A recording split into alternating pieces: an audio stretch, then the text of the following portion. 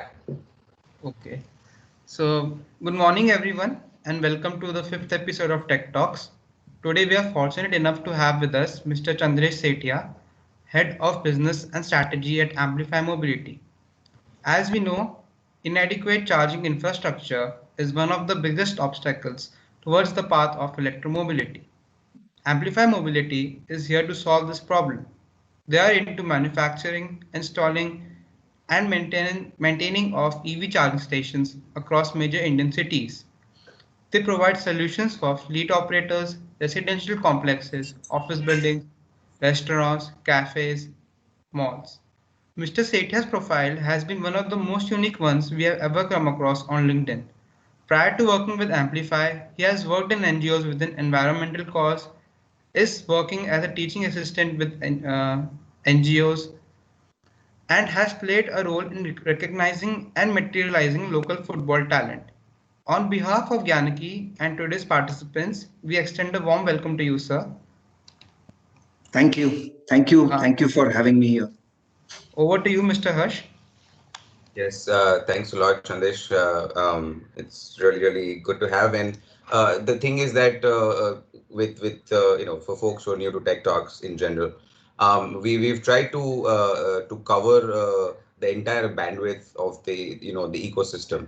So we've had folks come in from say a different area of like mobility industry, like the marine industry, or folks who are involved in learning and training and development. This is the probably the first time that we are focusing on an area of the industry that doesn't get the sort of spotlight that batteries and motors do, I guess. When it comes to EVs, everything is about uh, Li batteries and what's happening with battery tech and what's the range and all that. But at least in my experience, I've seen that this area doesn't get as much focus, or the area of charging, the infrastructure challenges, how the charging, like the idea of charging or the technology gets tuned based on the application that we are using, right? So from that perspective, it's really good to have you. Thank you. um, Before we dive into questions, I would really appreciate if you can give us sort of a little bit of an intro from your side to our participants today, and just let us know what is Amplify about, and then we can dig into them.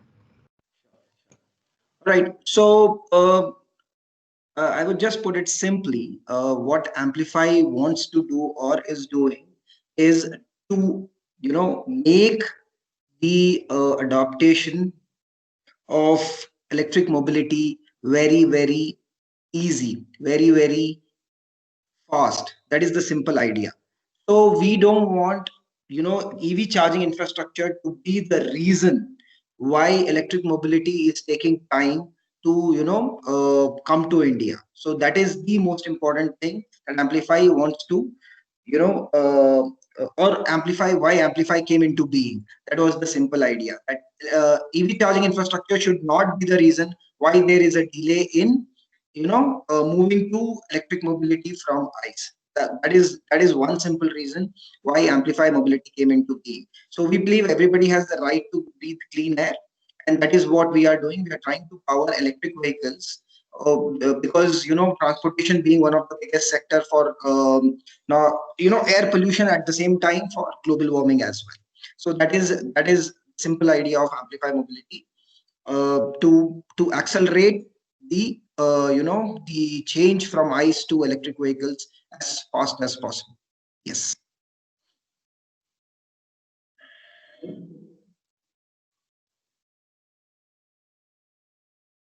Okay, sorry. So let's delve right into it. I think you brought up a very good point, and my first question tends to walk right into it. You guys offer pretty much, I mean, whatever is technically available, or is possible right now from a technology perspective, right? AC chargers, DC chargers, possibly some form of battery swap in the future, but mainly from a offering perspective. you are supporting something from a 0.7 or a 0.75 kilowatt right up to 150 kilowatt, right? Fast charge. So understanding all this, the infrastructure, now it comes from it you apply them at homes, at private, I mean at offices, office spaces.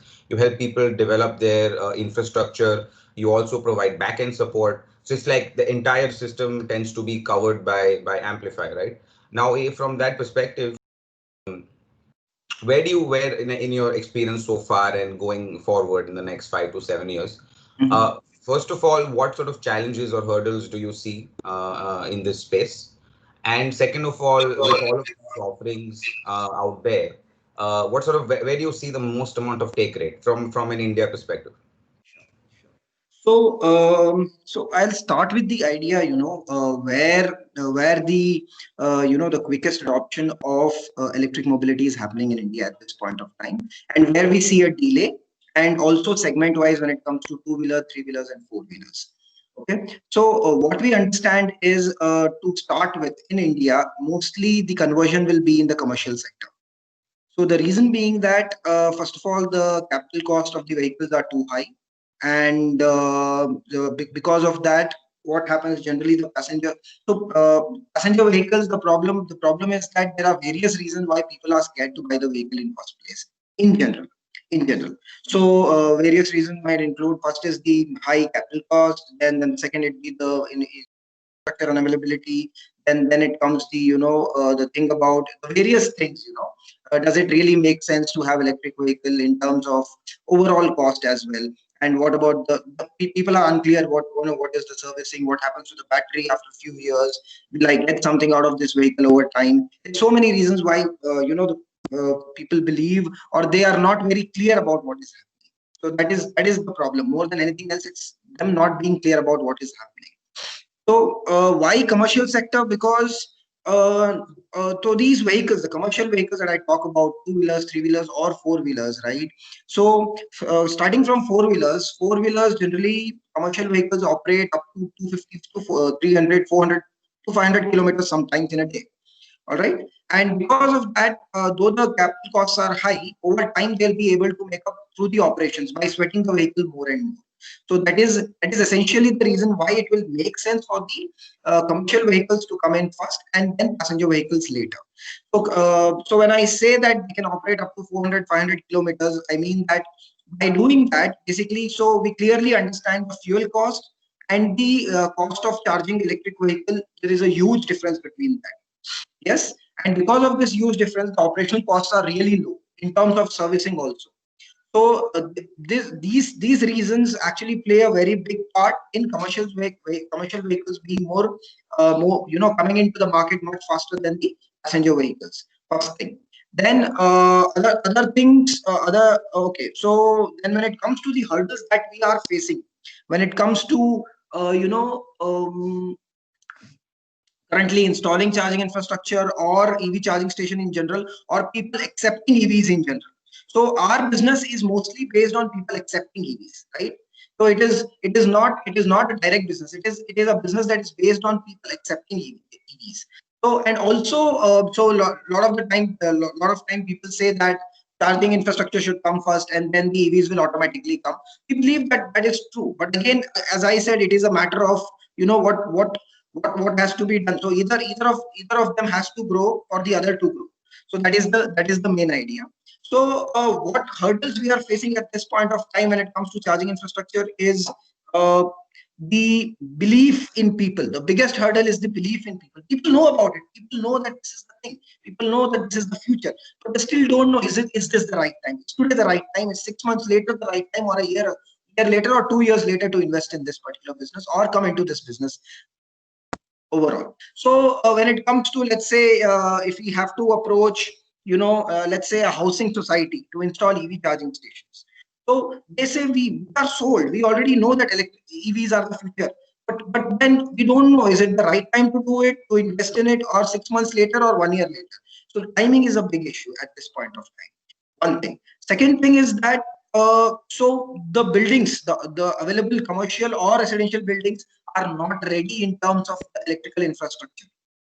They were designed 10 years ago, or they were designed much before that, and that they were not ready for uh, charging vehicles or electric vehicles on a large scale.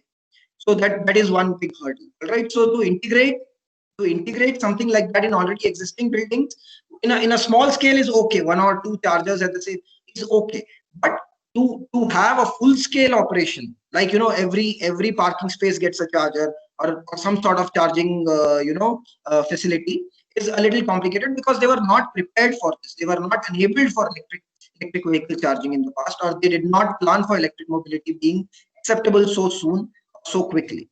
So that is that is one place where we see the issue is when it comes to residential or commercial building charging infra installations.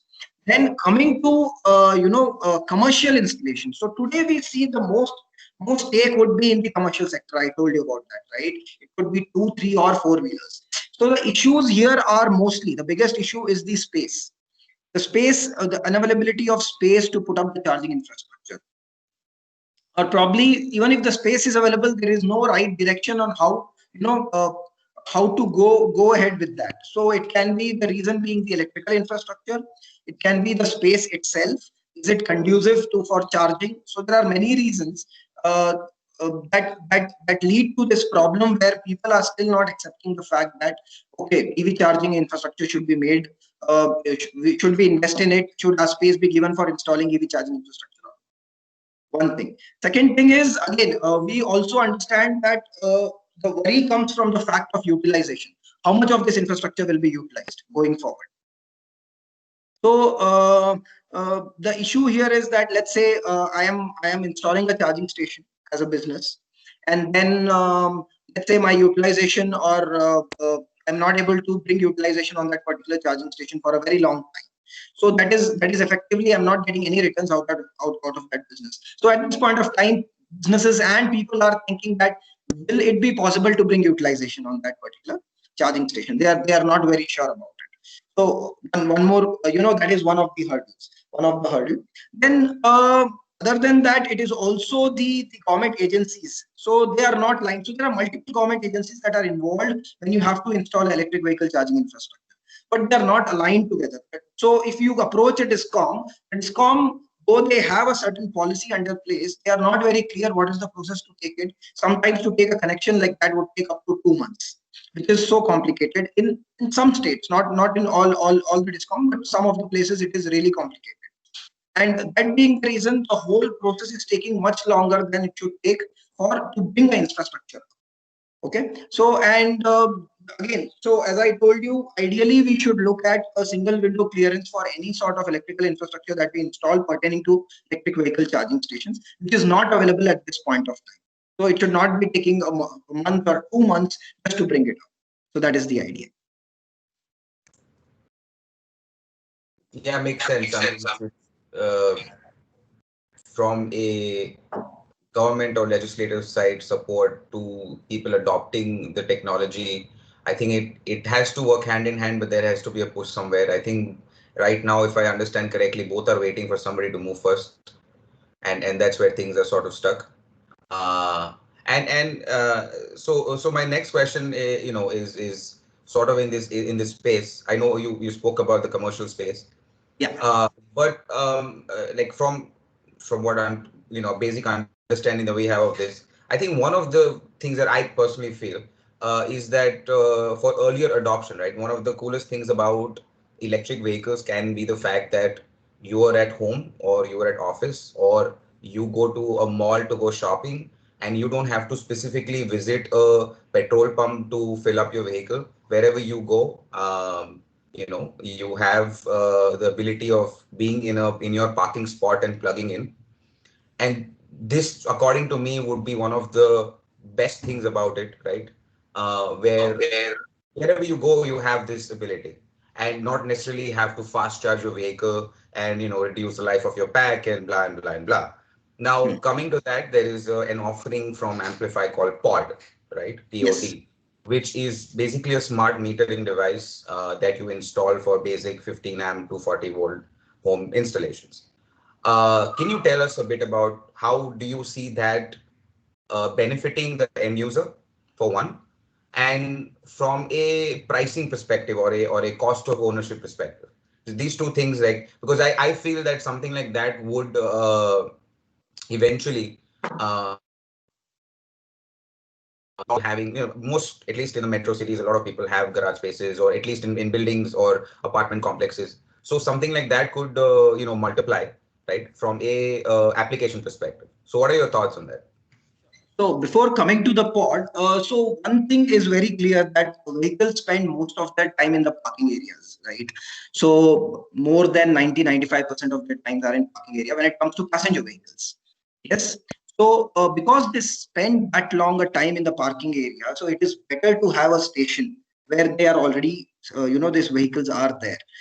Station in the sense a very simple solution so that they can charge their vehicle, and instead of always going out and looking for a space to charge, so wherever they are existing, or wherever they are at that particular point in this parking areas, so it will make more sense to install charging station in these locations.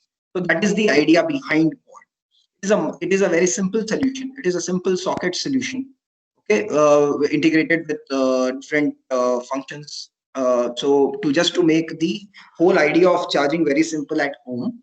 And the biggest positive about pod is that it is cost effective. So when I say pod, so I was explaining about what is happening with the housing societies today, right? So the housing societies are not enabled for charging. Basically, they don't have the electrical infra, ready for charging. So what we are trying to do at this point of time is integrate the idea of pod at the design stage of the building. So we help them understand that to make their building charging enabled adds value to their building, one, and is also adding value to the people who live in the building or work in that building. So that is the most important thing, and that is the problem that pod is solving at this point of time. Being cost effective. So what it is basically, it is just your normal 3-pin socket where you can plug in your onboard or portable charger that comes along with your vehicle, and it will charge your vehicle over time depending on the battery size. So effectively, pod will so the cost factor of pod will make a charging point available for each and everyone, a smart charging point made available for each and everyone, and they can know. So basically, let's say there is a parking lot of 100 vehicles. Building is coming up with a parking lot of 100 vehicles, and they want to enable charging for each and every parking location, and each of this parking location pod can be installed. So, and that particular device is only used by the person who owns that particular parking space, or whom that person authenticates to use the parking space. So basically what we are trying to do here is one person is allotted one point of charging, and there is authentication for that person. There is energy metering, how much energy is utilized overall by that person or his vehicle, his or her vehicle, to charge.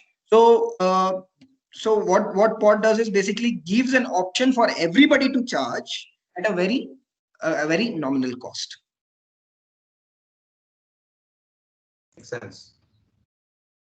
Absolutely. So it is clearly something that we are helping commercial and residential spaces to be charge ready for the future.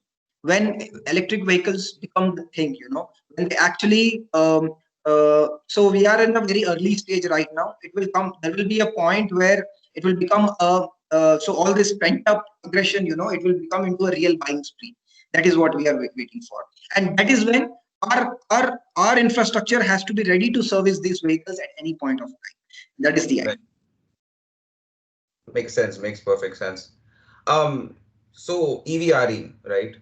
Now there is a lot of it in the news, where we see that the government, or there is you hear that there are tenders going out, and people Correct. even in their private space can invest and set up charging stations and whatnot. So from that perspective, let's just say that I'm looking to do that, but I have absolutely zero knowledge about that.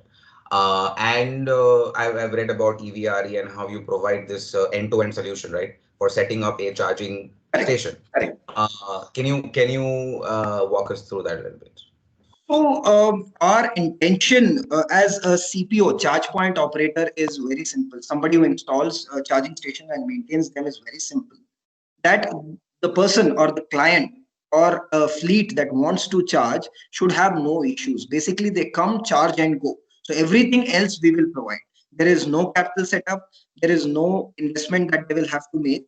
So the simple idea is we are providing a charging service where a fleet owner, an individual, anybody can come and charge, and with the most, you know, in a way that it is very simple, very easy, and very straightforward for them, and wasting lesser and lesser time on the processes that take place when a person enters the parking space to the point he or she leaves the parking space. So that is the idea. So services that we provide are basically we install charging station, we maintain charging station. That is one of the basic things. We do the electrical infrastructure, we understand what the needs of the fleet or the individual would be, and we arrange for the electrical infrastructure that is needed to set up charging station at that location. Starting from that point, also identifying space for the fleets. We also identify space, set up charging stations, and beyond that, the application, our charge point applications will have all the basic things that it needed, to for the fleet or individual. That is basically, maps are available, and they can basically drive down to the charge point. Sorry, the charging infrastructure, and beyond that, there is authentication process that we are doing. Then there is also the process where identification of what nature of the vehicle is happening, then parking space reservation, charging reservation, all these features we provide with our charging infrastructure at this point. Yeah, I can see how that would work out very well from at least, especially a fleet perspective, right? If they're trying to manage a large number of vehicles and drivers, having a smart system where Correct. authentications and Correct. it can really help understand or I guess manage the process better for sure. Correct. So Uh, at this but point of time, we are also concentrating on logistics, where these kind of offerings make a lot of sense to them. Things like authentication, identification, where there are issues with security of the vehicle, security from the to the driver, and those kind of issues are available. Then also driver attendance, other telematics that is needed for the logistic as well as transport fleets. We are offering those kind of services, and in a single dashboard going forward. Fantastic. And I'm guessing this, I mean, from coming from an engineer, this would also be very helpful for, from a managing a energy storage system standpoint, right? Because a lot of times you want to make sure you have a good split between slow and fast charging. You want to understand the history of what Correct. affects the life of the pack more. Correct. So even from that perspective, I think it would be really great to have some Yes, information on yes, that. yes, yes. So going forward, we understand we also want to make our chargers intelligent enough to communicate between themselves, and at what levels the energy should be utilized by each of them. Fantastic. Because, Okay. yeah, please. Sorry, getting a bit a little again a little more technical here. So there's something called open point. I think it's OCC, open charge. OCPP. Yes, Yeah, OCPP. I'm OCPP. sorry, OCPP, which right now is I think at 1.6 version or something. And can you educate us on what this protocol means exactly? Sure, sure. So, in the most simple way, I think people who want to understand about OCPP,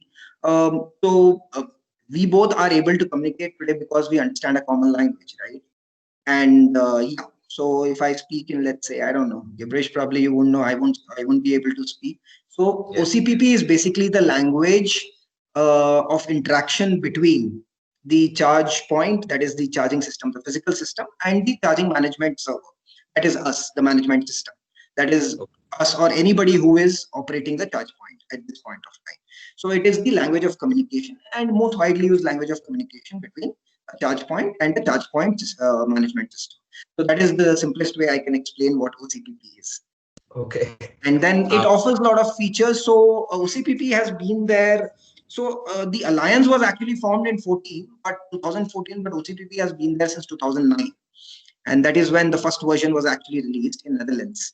And then there were a lot of developments, and various versions have come. and now we are at 2.0. Actually, we are offering Wow. 1.6, but now we are at 2.0. So back then there was no certification, there was no, who could come on OCPP. There was no proper certification if a particular system or a point is okay to be on OCPP. But now they have introduced a lot of certification processes, and yes, so it is not so it is not like a registered. A lot of operators at this point of time use OCPP. Yes. So the idea is basically for anywhere in the world you go, there is some standardization, which is actually something that's missing in this industry so far. Yes, Uh, yes. So like, OCPP is the most widely accepted one, right, and yeah. So the basic idea, I think, the idea or the vision of OCPP would be the open would be to that any charge point can communicate with any charging management system. That is their right, intention. makes sense. Yes. Okay. So, there, I mean, I've read about this, and I know that as an organization, you are very much into sustainable energy, using renewable sources as much as possible. There's already a lot of things that you are, are in the works and you are doing. So from that perspective, like what's happening there, and is there any particular type of or charging method or type that favors the renewable more, or the renewables approach more rather? So currently we are working on something a solar setup, and we are exploring other possibilities as well, related to hydrogen and other fuels. So currently the offering that we have or is like a modular structure of solar, where there is a solar rooftop, and we have planned or designed a structure where a couple of vehicles can park, four-wheelers and two-wheelers at the same time, few of them, and they can park and charge. So our intention is majorly into, where we can offset some amount of power that is coming, that we are utilizing through a renewable source. Whatever rooftop we have on this modular structure, and this modular structures can be installed anywhere. So, and they are integrated with other features as well, like they can be your, intelligent system which measure, weather and air quality, at the same time do digital advertisement and things like that. So that is what we are doing at this point of time, and yes, so that is solar is one renewable source that we are working with at this point of time, and yes, it favors. So DC charging is what it favors more. That is what we believe, and the model in which we are working on renewable sources for charging infrastructure right now is on net metering, where whatever energy is produced from solar, we'll be sending it back to the grid, and that will be offset by whatever we are utilizing. Hmm. Okay, makes Yes. sense. And But early days in the renewable, integration of renewable energy with the charging station, and we are also exploring all other possibilities and trying to see what best can be done in this direction. okay, and is all of this development happening in house, or is there something where you're looking to like you're looking at synergies with other outfits, or is Amplify looking to make sure everything is developed in house?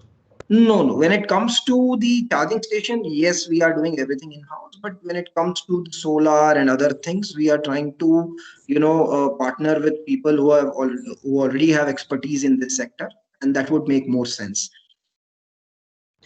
And again, a related question. I'm sorry, but this is something I have to ask everybody we meet. How Atmanirbhar are we, and how soon are we becoming Atmanirbhar rather, when it So, comes to your supply chain, everything, basically the entire process? yes, yes, yes. That is always the question. At this point of time, the AC chargers that we manufacture are manufactured in India and are 100%. Yeah, I could say, except a couple of the things that are not available here. So they are all manufactured in house. Fantastic. Okay. All right. So there is this concept of, and I mean, it's not from the sound of it, bi-directional charging, as we say, is Yes. not something that is, from a technological standpoint doesn't sound very challenging, but I know that in practice it can become very challenging, and Uh, especially in a country like ours, right, yes, where yes, yes. uh, we are still years away from not where any area of India doesn't have any power shedding, right? Mm-hmm. We're still like a long way away from that. So how Yes. like what are your thoughts on that? Like is Amplify looking to So make use of that? I believe that bidirectional charging is at least 7 years to a decade away in India. At least 5 to 7 years, you could say. And there are various reasons for that, because the integration involves a lot of things. It involves discoms, it involves, vehicle has to be ready, the chargers have to be ready, it has to make business sense. So there are so many reasons why V2G, or bidirectional charging is looks like at least 5 to 7 years away in India. Okay. But I Yeah. mean, it could be a great boon for us, right? I mean, like just think about it that during the daytime when there's a lot of load on the system, the vehicles could Correct, correct, support it. correct, When correct, it's at night time, there is less. Again, the tariffs are also lower during the night. I correct, mean, correct, it correct. could really work very well for our ecosystem. What Okay. it solves is great. What it solves is Yes. great. Yes. So yes, so balancing the grid and all those things, and also people being able to earn money because of differential tariff. But things have to be brought in place, for all these Yeah. things to happen. Also, the charging standards have to be ready, because I think CCS2 has. So I don't think so. First of all, it should happen through a DC port, right? In a car or in a vehicle, if you look at it, so the bidirectional charging can happen only through a DC port, Yes. and the DC to AC. Basically, you need a DC smart charger that is capable of doing it. Yes. So it should make one thing. It should make economic sense. Second, the standards, that is, I think only Chademo right now has bidirectional charging protocols as of now, and the CCS2 says it is only going to release by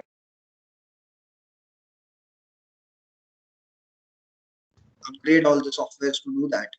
And so that is the reason. So there is a lot of also there is so much one fight happening, with smart grid communication protocols as well. Hmm. Yes. Yes. Yes. So yes, so these are the reasons why I said that it would take that long to actually, bring in bidirectional charging. Also, one big reason is we are still not there in terms of passenger vehicles, where bidirectional charging might actually make sense. A larger, probably a car park which has 100 vehicles filled with electric, all are electric, and they are parked 95% of the time in the parking lot. That is where it would make sense. That's If there's a vehicle that operates for 18-20 hours a day and comes back only for charging in commercial fleets today, I don't know how bidirectional charging would even make sense. Okay, I think you just fed me into my last question for the day, before we get into the audience questions, which is to do with we know for a fact that not every mode of transportation is suited for any particular type of charging, right? Mm-hmm. Mm-hmm. We have two-wheelers where swaps are better, three-wheelers again where swaps work very well. Passenger cars where DC fast charging is the only way to get people to notice, you know. Then there's an area that still isn't, and in general with the automotive industry, it always trickles down where the freight applications, the Yes. trucks and even agriculture and off-road vehicles, they always tend to get the technology at the last, right? After the rest of the industry has sort of caught up. So from that perspective, right, what are the alternative forms of technology that you are at least pursuing? Because I understand that even bi-directional charging is a few years away, etc., etc. But I also believe that in order for people to be excited about something, they need to know what all benefits a particular technology can offer, right? So even now, if I may be able to promise that, hey, tomorrow within 10 years you'll be driving on the road and your vehicle is going to get charged as you go, right? And you don't need to plug into anything, or you go to your parking garage and with the whole idea of wireless charging, having a smart grid. Again, Yes. there are challenges. You don't know how you're going to charge people for all that, but It sounds very cool, right? And people would be excited to probably adopt or maybe adopt a new technology sooner, similar to smartphones, right? There's just probably Yes, one or yes. two out there that have the best of the technology, but it gets people excited. So from that perspective, what are your thoughts? And how is So Amplify going towards the wireless future? I would yeah, like to. wireless charging is great, of course. So just to explain how wireless charging works is the thing is that wherever you are, let's say if it's static wireless charging or dynamic wireless charging, that is on the go, or if it's if the vehicle is parked, in both cases, what is basically happening is there are two magnetic field on either sides. Sorry, so and then there is a communication link between the charging the wireless charging pad as well as the vehicle, and then they communicate, and beyond communication there is some using the Faraday's law, that there is some sort of induction that is happening from the coil that is on the road or in the parking area onto the vehicle. Yes, so that is the basic idea behind wireless charging. So my understanding would be smaller power levels, that is inside parking lots, like smaller power levels, it will make sense. I don't know about higher power levels. It is still, still a long way to go in terms of technology. Yes. So Okay. yes, so as I said, yes. So power levels like 3.3 kilowatt up to 7.2 kilowatt, those power levels make sense. But faster, higher powers, it's still along. The technology is still on the way. Okay. All right. I guess I sort of understand that there are and again, even if the technology comes out tomorrow, getting it on the road in India with the infrastructure challenges we have is you have to add another 5 years onto that. Let's hope we don't have to. But okay. So moving on to some questions from the audience, and this is from Sure. Soma Sekar. So he's saying that many countries, and we know this to be a reality, there are a lot of countries, especially China, the US, and Europe, are looking at 350 and above, in some cases 900 kilowatt, fast charging. Whereas in our scheme of things, we're still hearing 50, and Yes, yes. that's the max that we've heard so far, as well as so basically his question is that do we see India ramping up, or do we see India going the other way where it is going to prefer home charging with the slow chargers but having the accessibility of where they go? How do you see that space developing? So yes, not just India, everywhere. If you see, at least okay, let's say European countries or US will have at least 80-85% of slow charging, and then the rest of it is fast charging. Whereas India, I see much higher percentage of slow charging because driving distances are much smaller than these countries in general on a daily basis, and I believe that is the right way to go as well. When it comes to the high power chargers, and also it also depends on the vehicles that are available in the market and the affordability. And India, so we are again. So it all depends on the yeah. How I see it is going forward. Probably we will see more of these affordable vehicles, and the standard power levels that we are seeing at this point of time. But to come to that, I think it is going to take some time.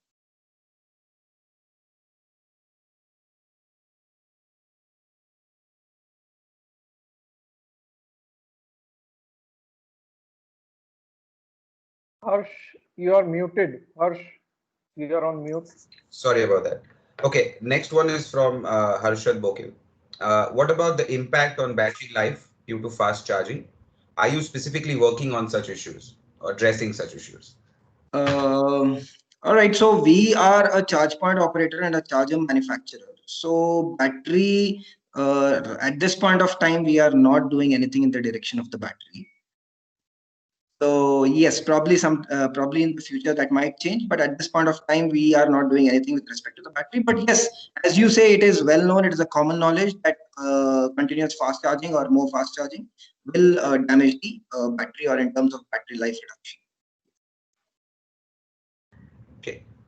All right. So we will take one more question from the audience if there is any before we end the session for the day. Anybody? Yeah, so Harsh, there is a question from Atul. Hmm. What is Chandresh's take on portable chargers? There is Yes. some portable chargers that have also come out, and for emergency charging and even for movable chargers. So, what is your thought on that? Okay, so portable charger means the charger that comes along with the vehicle, or the charger. So I am little confused. What is the question here? Yeah, Can Atul. I clear? Can I Yeah, clear it can you up? go ahead and clear that? Yes.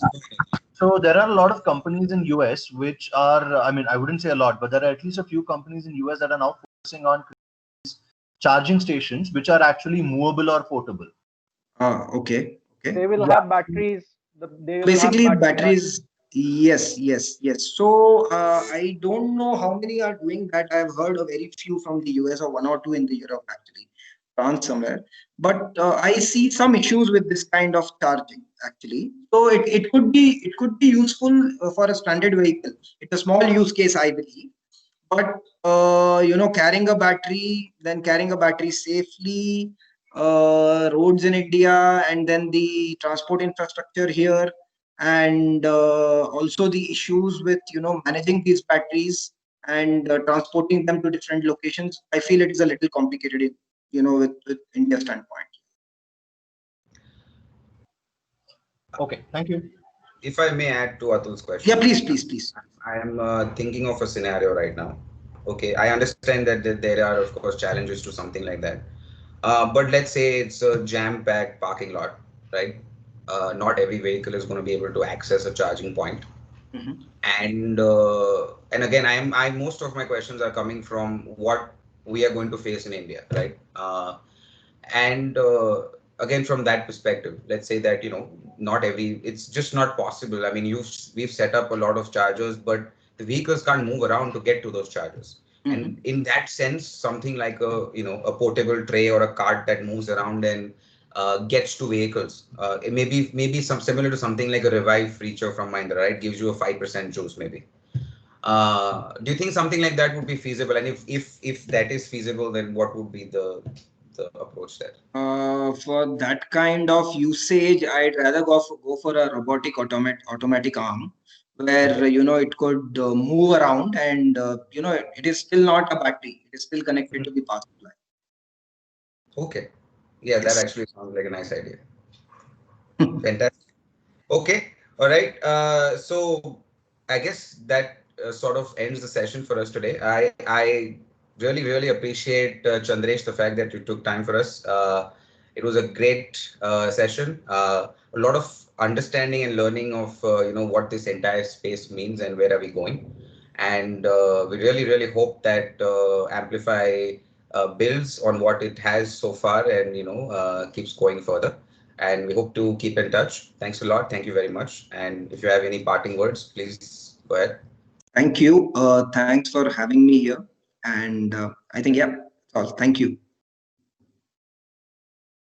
All right. And thank you, folks. Thanks a lot for attending today. And just a quick note that we will be taking a break for Diwali, but in a couple of weeks, we should be back for Tech Talk 6. So hopefully, we'll see you there. Thank you so much.